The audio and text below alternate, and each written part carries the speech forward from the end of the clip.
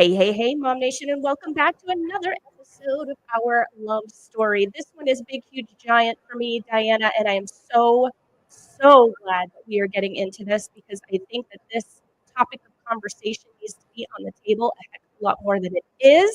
But before we dive into it, welcome, Dyanna. Hi, how are you? I'm doing wonderful. It's so awesome to see your face and hear your voice as usual. And I am, like I mentioned, very excited, very honored. So thank you for your time and for having this conversation because again, it's very personal to me and my particular relationship. And I know just from being in Facebook land, so everybody knows I'm on Facebook mostly. I do have an Instagram, but if you want to talk to me, you're gonna find me on Facebook. So the posts and the conversations that I'm seeing oftentimes in like moms groups, wives groups, things like that is, my husband behaves in XYZ manner. I don't get it.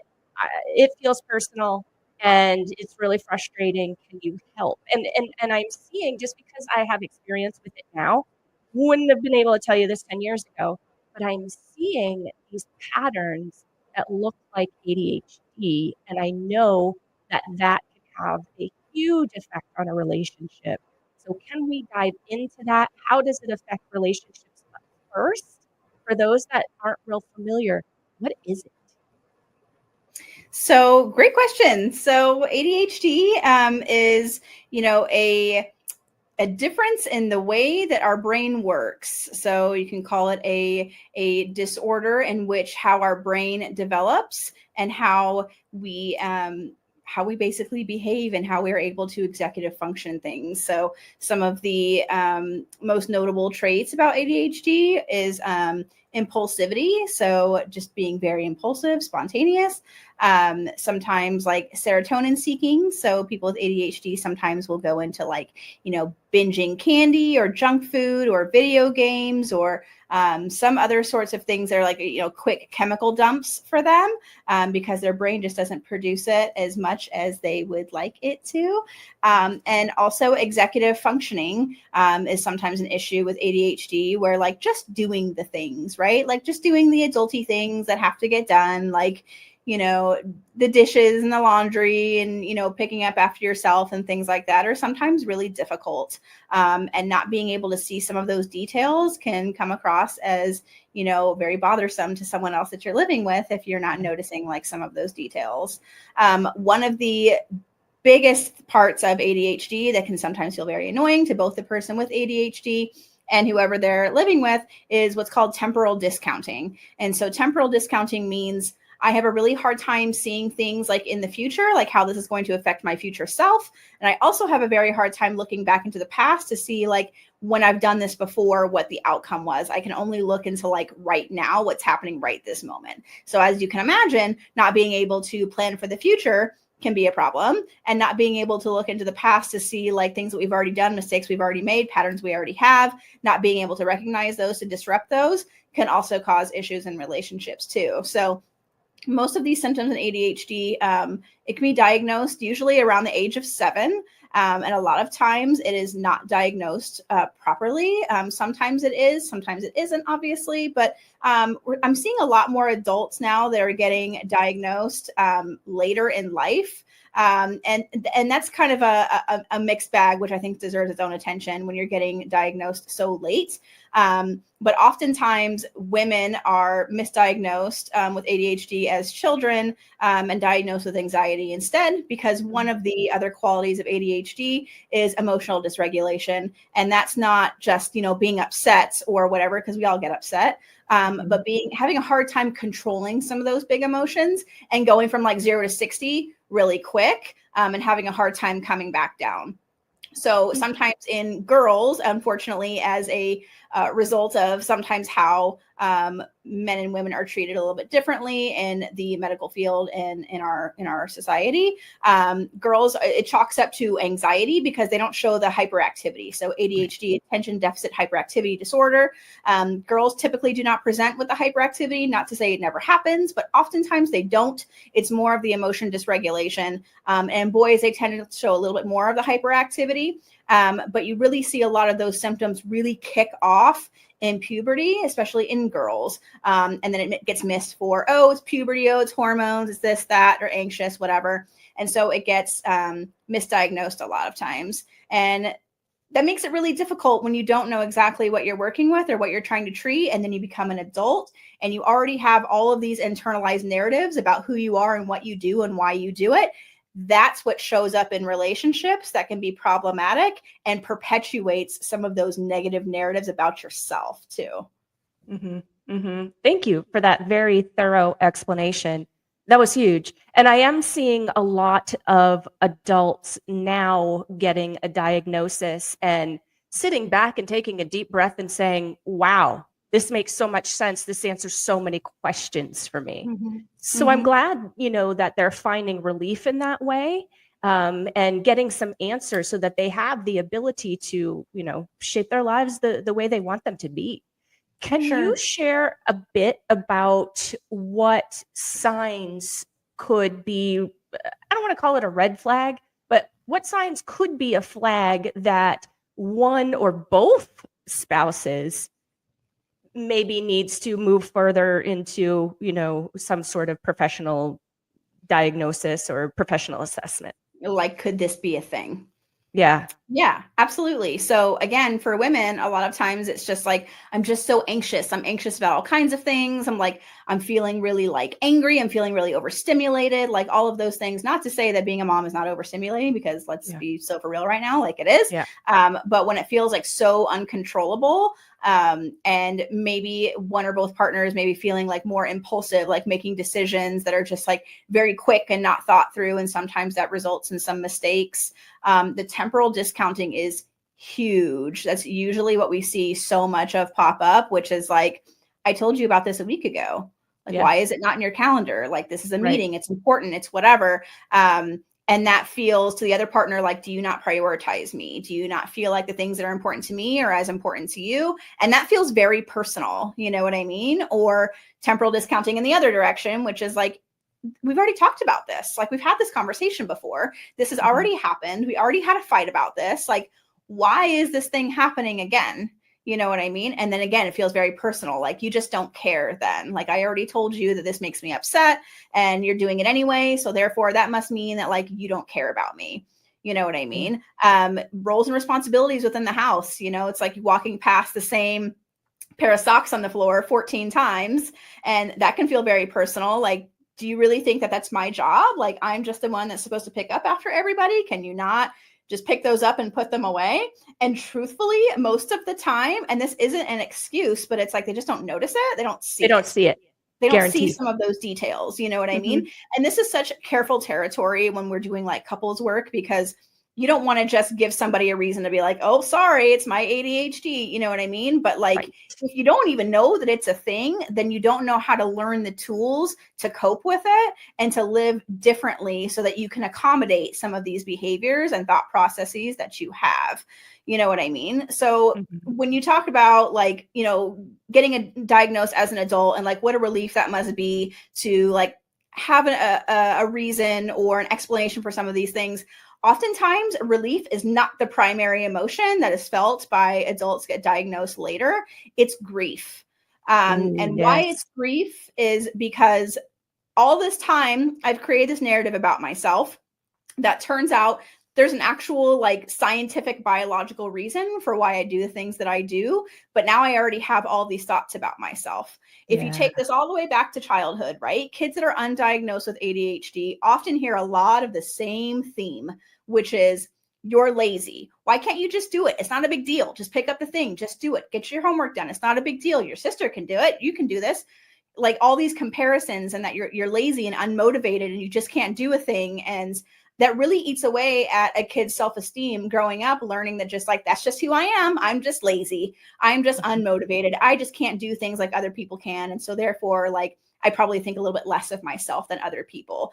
And so that narrative has just been like ingrained in that person. And then picture they're like 30 years old getting this diagnosis, this grief kicks in. Like, what if somebody had noticed? What if I had been diagnosed when I was 10? And I could have had the last 20 years of my life to learn skills to navigate through my life differently and to communicate with my partners, with my family, with other people that like, no, I'm not lazy. I just struggle with executive functioning. And so therefore I might need to do things differently. I might need to leave sticky notes for myself. Might need to set more reminders, use my Alexa more frequently, tape off sections of the room to clean up at a time. There's like so many tools and tricks that we can teach kids when they're younger that they can, carry with them into adulthood. And so oftentimes that primary emotion is like, this sucks. Like if someone had caught this, if another adult had caught this and I'd been treated for it, I could have been 20 years into learning how to do this. And now I'm sitting here on this couch in couples counseling, now just getting this diagnosis. And we've already spent 10 years talking about how aggravated you are that I forget appointments or I forget things or I repeat patterns or I miss things. You know what I mean? And so that grief is sometimes very overwhelming. And I think by and large, that grief kicks in first. And then it's, okay, let's go into like, what do I need to do? What's going to work? What sorts of tools and skills do I need to learn? And perhaps like what medication do I need to be exploring? And for some people, that's very jarring. Like, ooh, medication. Like, I don't know if I want to do that. Can ADHD be managed without medication? Sure. However, your brain is working incredibly hard for such little output, not because it's your fault, but because it's how your brain is chemicaling. And so if something is going to help your brain chemical a little bit more, then you're able to have like one single thought and see it all the way through instead of having 45 tabs in your brain open at one single time. You know what I mean? And that feels like, holy cow, is this how other people think? Is this how other people process things? Like, this is a whole other reality. You know what I mean? So I'm not here to sell anybody with ADHD on, whether you should take medication or not, but contemplate, like, could this really make a difference for me? You know what I mean? Could this make a difference for me, for my relationships?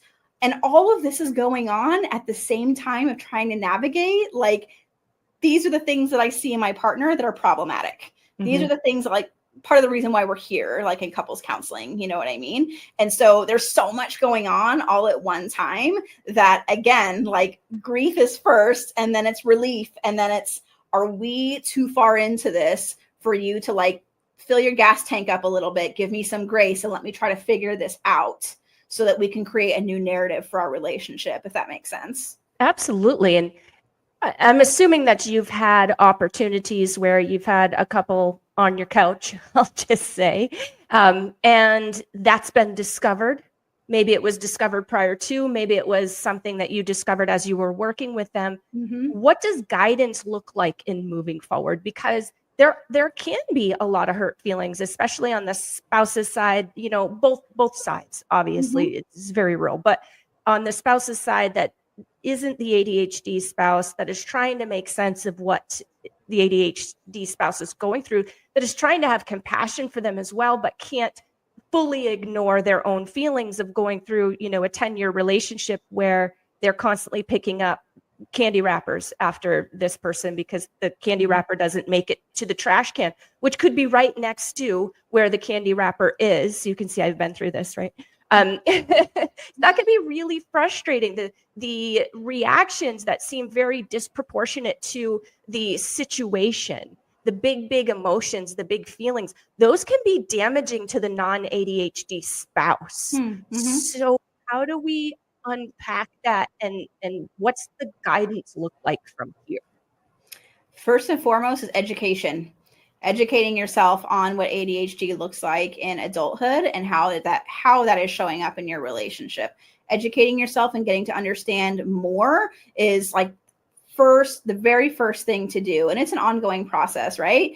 But then also recognizing, like, am I personalizing some of these behaviors? And is that helping create this negative narrative I have about my partner because I'm taking so many of these things personally, right? Because more often than not, like, this isn't a personal attack. Like they're not doing these things to personally attack you. It's just like the way that their brain works. You know what I mean? And in that education and in giving that grace and trying to recognize, like, am I personalizing these things? That non-ADHD partner also needs to recognize there's probably going to be very specific triggers for the person with ADHD in terms of communicating your needs or communicating your expectations, right? Like if that person, like I referred to before, has been hearing for the first, 18 years of their life that they're lazy, then you coming over to the candy wrappers and be like, oh my gosh, like, could you be more lazy? Just put it in the trash, is definitely going to shut them down and make them feel attacked, right? And like, that's not what we want to do in our relationships, right? But like, I do feel frustrated when I come across these things, and like, I understand some of these things might get missed, but I really need you to make more of a concerted effort to make sure you're picking up behind yourself.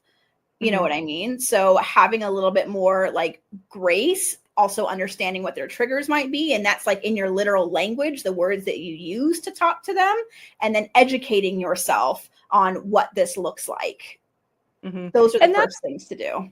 And that's where the tools and the compromise and all of that comes in, right? Because maybe what we end up doing is, the spouse that is the candy wrapper leaver, maybe at night before bed takes a quick walk around the house just to make sure all the candy wrappers have made it to the trash or something like that. I don't know. Like, Set what a is timer your take? for it? Yeah. We use lots of timers in our house. Yeah.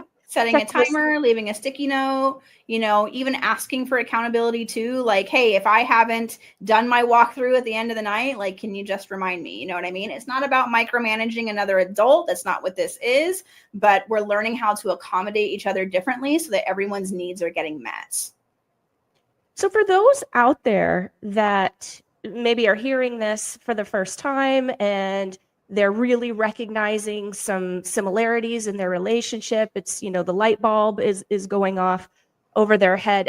How would you suggest that spouse begin the conversation with the other spouse? Because we have to remember that there could be, there's obviously some anxiety happening in there. I was told by somebody that was diagnosed with ADHD in adulthood that it's like there's 20 televisions going on in my head at all times, and I got to answer your question. While our kid is touching me and the dog is barking and the mailman is here and like, there's so many, it's like constant overstimulation. And so while they might present like totally calm, that one question might just be like the final pin that comes out of the grenade, especially at the end of the day, especially if it's someone with ADHD that is like using medication, right? Because the medication for ADHD are stimulants more often than not. And so sometimes at the end of the day, when it wears off, it's kind of just like, like I'm just really tired and just really like, I feel like my nerves are fried. You know what I mean? Yeah, exactly right. Tired's a very good way to put it. Tired in every way. Emotionally tired, physically tired, mentally tired, like every way. In every way. My favorite adult with ADHD in the whole world takes naps at the end of the day. So, and I know to protect nap time, I know nap time is very important. I do not mess with nap time. I do everything I can to make sure nap time happens because it's very important. However, rewind several years before I understood fully what was going on, before he understood fully what was going on, before we had, these changes in how we did things to accommodate, nap time wasn't protected. Why are you sleeping in the middle of the day when I have a 3-year-old and running a business? And, are you kidding me right now? Was basically the conversation. And you know how that probably went on a daily basis, right? Because nap time was necessary and I wasn't protecting it because I didn't realize how necessary it actually was. Yeah, absolutely. And again, it wasn't personal. Right. It wasn't that like, I don't care and I want you to be alone with this 3-year-old and be completely overstimulated and touched out all day long. Like, I don't want that for you. You know what I mean? But like, this is kind of what I need to take care of myself. And we do know that with ADHD, typically people with ADHD don't sleep very well because their brain has a hard time shutting down. And so oftentimes people with ADHD move around a lot in their sleep. And so they're not getting the best quality sleep that they could.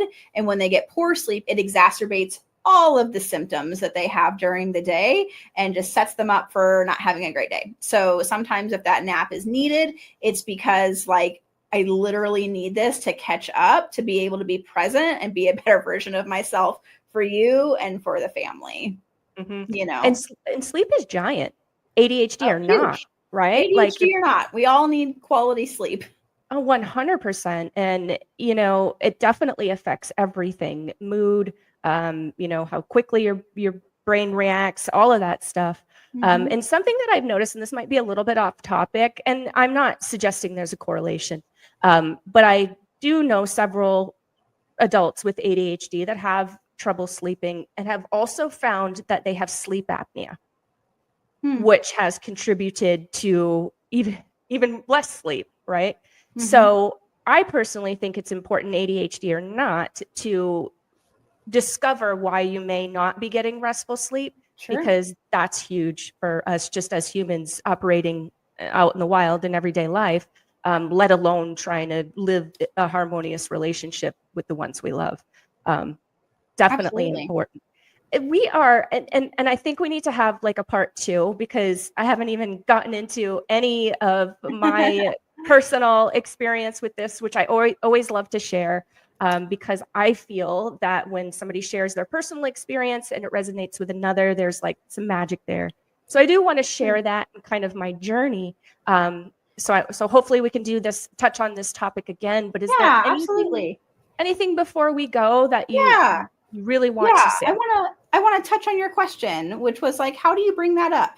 Like, how do you have a conversation, right? And so, first of all, like, if you're sitting here thinking and listening to this, like, oh, my partner definitely have ADHD because he like leaves his socks on the floor, and like, oh my gosh, he forgets stuff all the time. Like, does that necessarily mean? Maybe not. But like, if we're talking about like, these are specific behaviors that like I find problematic, and like, if we've talked about them and try to find solutions to them and we're still not getting anywhere, then coming from a place of like, hey, I've noticed that we've had this conversation a few times, and I'm sure you're tired of having it. I am too. But like, we have to find some sort of solution to this. So like, do you think this is something that's like, that you're having a hard time trying to find a solution for yourself? Or like what are your thoughts on it? You know what I mean? And just trying to have like an open, vulnerable conversation with that person, which you could expect perhaps in some cases a little bit of defensive-ness if it feels like it's coming out of nowhere, which is why some of these conversations are really important to have beforehand, like the specific behaviors and things like that. But there are also other conditions that could look a little bit like ADHD, one being depression. When we're depressed, we struggle to executive function, taking a shower, picking things up, cleaning up after ourselves, like all of that could be depression too, right? As well as anxiety, feeling like overstimulated, feeling like everything is like on fire all the time. You know what I mean? So we're not going to jump straight to this looks like ADHD, but like, let's line up these symptoms and like line up these behaviors and like, what do you think makes the most sense right now? Because I feel like it's something. What do you feel like makes the most sense? And sometimes they'll come to you and say, oh, when I was like in elementary school, they said something about ADHD. I don't really know. And it's like, holy crap, man. Like, let's look into that again. You know what I mean? Because I mean, let's face it, a lot of like adults right now that grew up in like, the 80s, the 90s, it kind of wasn't really a thing. It was just like, oh man, this kid keeps a really messy room and can't execute things in the way that we want them to. And they're not compliant or cooperative. So, send them to the principal's office. Exactly.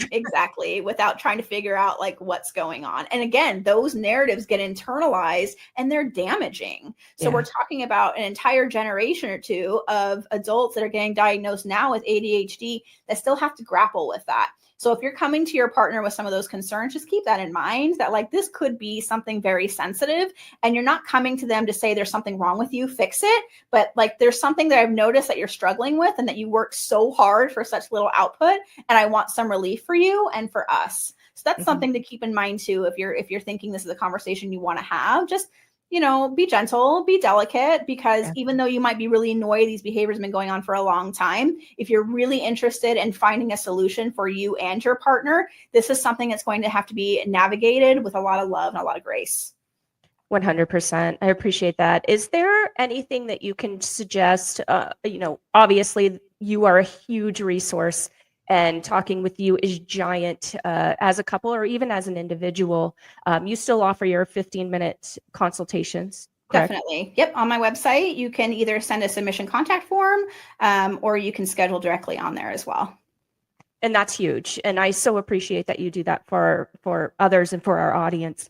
But is there anything that you can maybe suggest for further learning on the topic that might be a good resource as well? Yeah, absolutely. If you are looking into, getting like a formal diagnosis, or your partner getting a formal diagnosis, can your PCP do it? Sure. Is it my favorite? Not really. I would prefer that you go to like a psychiatrist, because that's their jam. Like all of that stuff is their jam. Mental disorders and like, neurological, like all of that stuff is their jam. You know what I mean? And so they can give much more in-depth testing, which it sounds really scary, but it's really not. Just better questions than the old Vanderbilt assessment, which is what kids get at the pediatrician. It's like 10 questions, doesn't tell you a whole lot. But the testing that they have at the psychiatrist's office gives you so much more detail and scales things where you can literally see where you land according to like the typical for like your age and your gender, which is so informative, because then you can see where some of those behaviors show up, because you may not have all of those behaviors, you might have some of them, but it helps to see like exactly where you're at. So I would definitely recommend doing that. Once you have that formal diagnosis, then get educated. Like there are plenty of books out there about, being married to a spouse that has ADHD, and doing that together, you know what I mean? And saying like, hey, this is something I'm reading. This is what I've learned. This makes so much more sense. And that can be really healing for both of you to get more of that knowledge and more of that education about what you're dealing with. I 100% agree. So what I'm not hearing is go online and take one of those free computer tests to to diagnose yourself. Let's not do that. What do you think, just last question, what do you think about the specific ADHD clinics that are out there? I don't think there's a lot of them, but I definitely know some exist. Yeah, they're definitely out there, and I think they have value. I think they have they have value in addressing specifically ADHD. Why I love, and I don't hate on the ADHD clinics at all, why I love going the psychiatrist route is because they're looking at everything. Yeah. They're looking at not only like, okay, we're here because you want to get assessed for ADHD, cool, but like, let's also assess you for some of these other things too. Like, the PHQ-9, which is the depression inventory, the GAD, the anxiety inventory, like they're going to be looking at everything, not specifically locking into ADHD. And I'm not saying those other clinics like won't do that. I just feel like with a psychiatrist, they're kind of looking at everything and getting in a lot of input from different behaviors, different symptoms, like that are all over the board. So they have a really good scope of everything before they land on that, if that makes sense. Absolutely. Is it common to have a second factor? Very, very. Okay. It's also very common for people with ADHD to also be diagnosed at the same time with autism.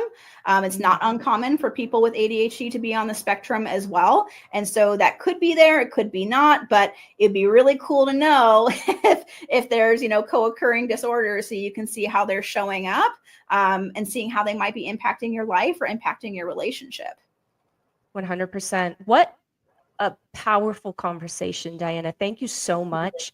Honestly, like if I would have seen this 10 years ago, kind of like what you described that somebody goes through when they get their diagnosis for the first time as an adult, and they're like, well, gee, I went through all this, man, wish I would have known this 10 years ago.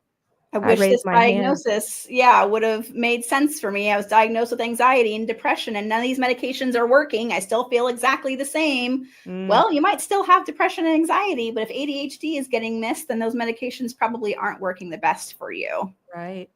Because that's going to be a different, it's not going to be a stimulant most likely, right? Absolutely. It's a different chemical impact on the brain. Yeah, huge.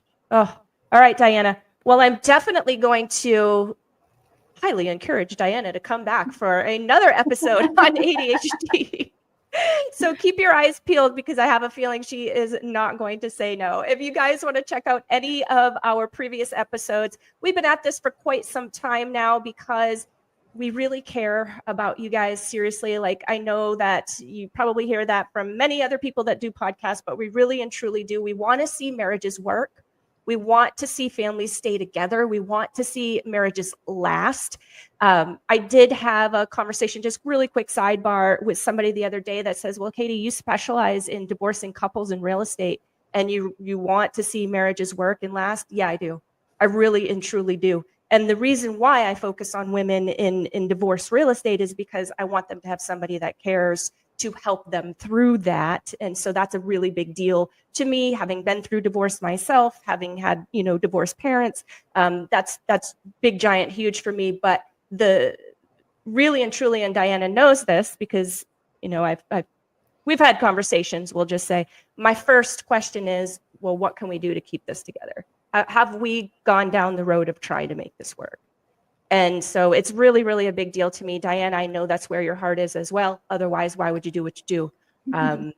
So I just wanted to say that. So we have been at this work for quite some time. Hop on over to our YouTube channel. It is at MOMnation USA. That's our handle. Scroll down just a touch. You will see the Our Love Story playlist. It's also a podcast, which you can grab at the top. There's a podcast tab on our YouTube homepage. If you prefer to listen to it without video involved, maybe you drive around a lot, then on your favorite podcast platform, do a search for MOMnation Talk Radio. There you will find us. Like, download, hit the bell for notifications. You will never miss us. And we will see you next month. Thank you, Dyanna. See you next time. Bye. Bye. Struggling to reconnect with yourself or the ones you love? Meet Dyanna Eisel, a licensed marriage and family therapist, here to support your journey toward connection and clarity. She helps you feel seen, heard, and supported as you grow through life's challenges, emotionally, sexually, and relationally. A safe, judgment-free space where growth can begin. Come as you are and grow into who you're becoming. Reach out today and take your first step toward healing with Dyanna.